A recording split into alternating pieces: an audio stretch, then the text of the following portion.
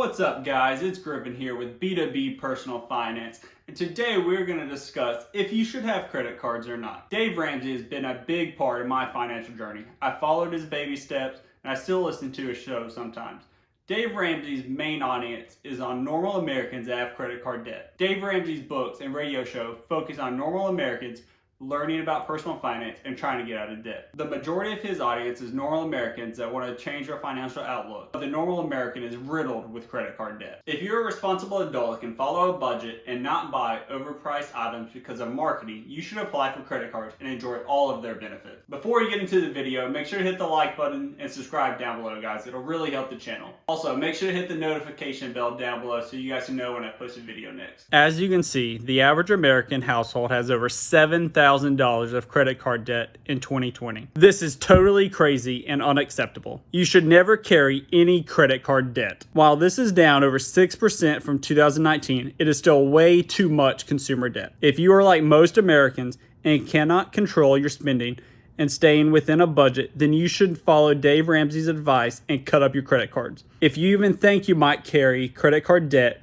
do not follow anything in this video. Here are 5 reasons why I have credit cards and why you should too. One is to maintain a high credit score. A high credit score shows trustworthiness to pay back a loan to a creditor. This means you can have a lower interest rate on a mortgage and car loan. A higher credit score can save you 1% on your interest rate for your mortgage. That can be a $200 savings per month on the lifetime of the loan. Another benefit for a high credit score is that car companies can look at your credit score while you're applying for auto insurance. Car insurance companies will see you as more of a risk if you have a lower credit score, and that could affect your insurance premiums. You can also avoid security deposits on utilities for your home. A good credit score can keep you from having to put a deposit down to have your water or electricity turned on in your house. This can save you from an upfront cost on needing that cash for the deposit. Make sure to come back and check out my next video on how to build your credit score. Number 2 is travel for free. A lot of people call this credit card hacking or credit card churning. A lot of credit cards will offer you points for purchases that you put on the credit card. Most credit cards will have categories where they double or triple the points for purchases in that category. So on the Chase Sapphire Reserve, if you go to a restaurant and spend $100, they will give you 300 points for that transaction. Most cards will come with a promotion where you get a huge boost to your points for meeting a minimum spend in a certain amount of time. The Chase Sapphire Preferred will give you 60,000 points for spending $4,000 in the first 3 months of opening up the card. That equals to $750 if used through the Chase Ultimate Rewards portal. I usually use these points to purchase free flights, or I would before this pandemic happened.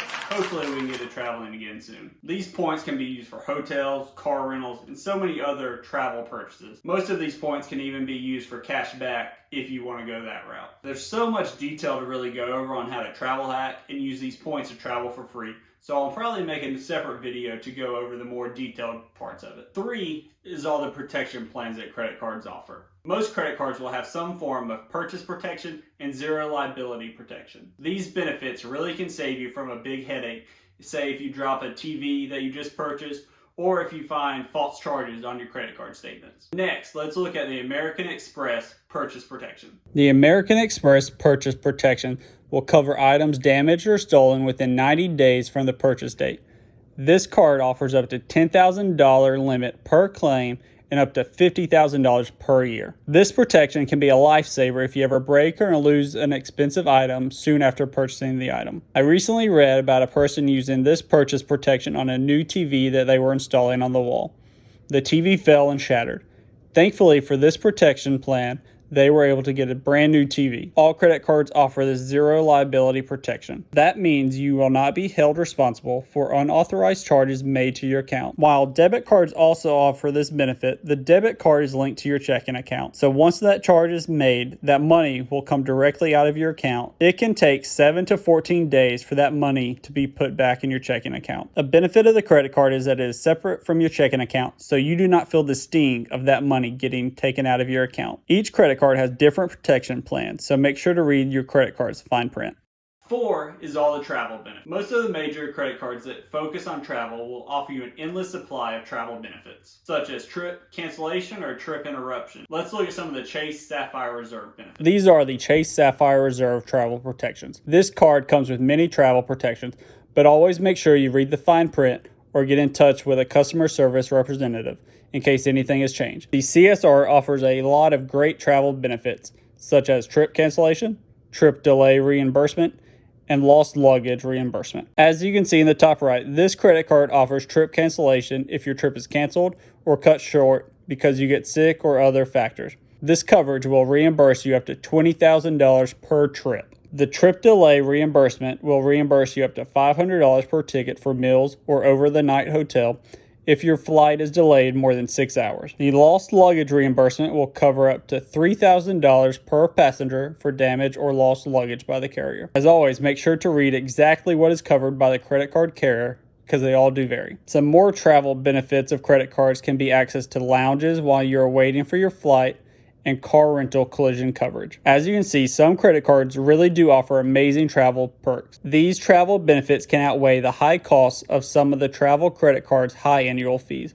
Number 5 is a free credit score. Most credit cards now offer you the ability to see your credit score. These can be found in most online profiles at your credit card company. It is important to know that not all credit scores are the same. Most of the credit cards will show you your Vantage score instead of your FICO score. Even if you do see your Vantage score, it'll at least provide you insight on if your credit score goes up or if it goes down. Next is a little bonus benefit. It's the ability to manage a cash flow / emergency fund. The credit card offers you the ability to use it and not have to pay for it right away. So if an emergency comes up and you have to purchase something, you can put it on a credit card even if you don't have the cash right away. While this can be seen as an advantage of a credit card, it's not something that I would try to rely on. Credit cards can help manage the cash flow because when you make a purchase, you don't actually end up having to pay for that item for at least 30 days. This can be weeks of interest-free borrowing as long as you pay the credit card off by the due date. I believe that opening up a credit card and starting a long process of building up your credit score is a must for most responsible adults. You should only do this if you can keep your spending in check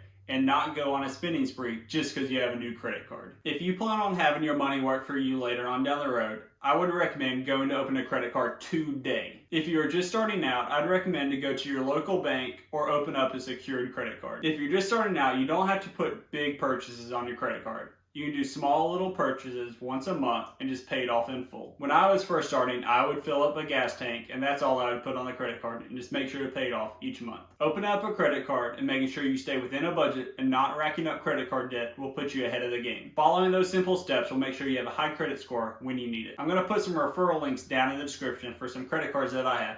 If you guys are thinking about opening up a credit card, make sure to use one of those links. I really do appreciate it, guys. And those are the benefits that I see of having a credit card. I really do like all the benefits of having a credit card, and that's all that I use. And with that, we'll see you guys next time.